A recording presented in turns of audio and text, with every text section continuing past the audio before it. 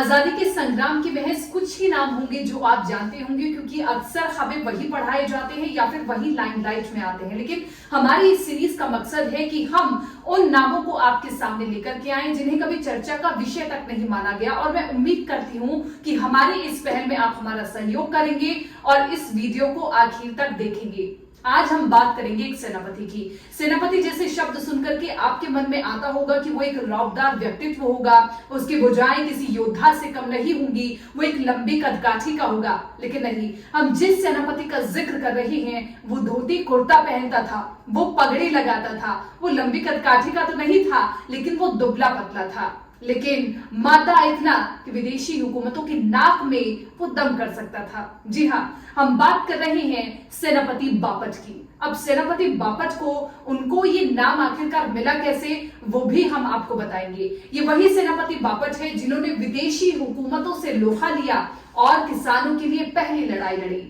हम आपको सीधा सन 1920 में लिए चलते हैं, जब विदेशी हुकूमत और टाटा ग्रुप ने मुल्शी में किसानों के खेतों पर कब्जा करना शुरू कर दिया और वहां पर बांध निर्माण के लिए किसानों के खेत में खुदाई करनी शुरू कर दी, जिसकी वजह से तमाम किसान परेशान थे।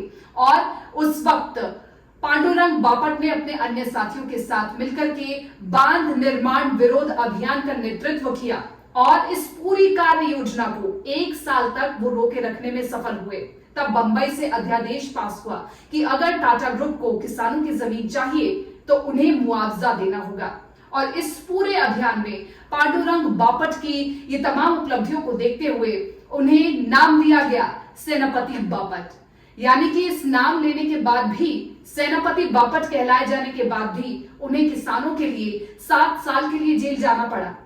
अब आपको थोड़ा सा पीछे लिए चलते हैं। पांडुरंग बापट एक ऐसा व्यक्तित्व जिन्होंने बहुत छोटी सी उम्र में ही मां भवानी को साक्षी मानते हुए अपनी मातृभूमि की रक्षा के लिए शपथ ली थी और उनका ये कारवां चलता रहा।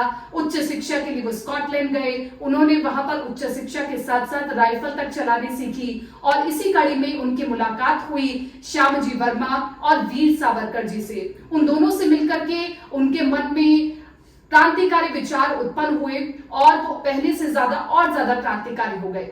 शेफर्ड सभागृह में उन्होंने एक निबंध पेश किया। इस निबंध में उन्होंने बताया कि कैसे विदेशी हुकूमतों में भारत की दशा आखिरकार क्या थी। और इस निबंध को पेश करने के बाद उनकी भारत से छात्रवृत्ति रोक दी गई। इस छात्रवृत्ति को रोकने के बाद उन्हें भारत वापस लौटना पड़ा। लेकिन दोस्तों, उनकी राहें आसान नहीं थी। भारत लौटने के बाद उनका नाम अलीपुर बॉम्ब कांड में आ गया, जिसकी वजह से ब्रिटिश हुकूमत के पास एक अच्छा अवसर था कि पांडुरंग बापट को गिरफ्तार कर लिया जाए और उन्हें जेल भेज दिया जाए। यहां पर पांडुरंग बापट ने अपनी पहचान को बदला और पूरे देश के भ्रमण पर निकल गए। भेष बदल बदल करके वो लोगों के बीच में जाते रहे। तकरीबन 4.5 साल तक उन्होंने लोगों के बीच में रहना उचित समझा, लोगों से जुड़ना उचित समझा और लोगों के बीच में रह करके उन्होंने जाना कि ऐसे बहुत से इलाके हैं, ऐसे बहुत से क्षेत्र हैं, ऐसे बहुत से लोग हैं जो ये जानते ही नहीं कि आखिरकार आजादी है क्या।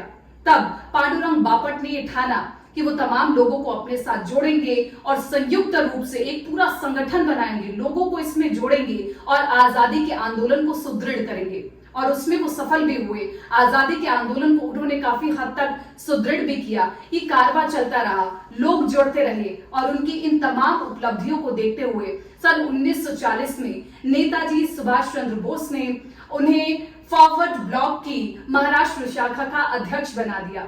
फॉरवर्ड ब्लॉक की महाराष्ट्र शाखा के अध्यक्ष रहने के बाद भी 1940 में उन्हें 1 साल तक के लिए जेल भी जाना पड़ा राजद्रोह के आरोप में।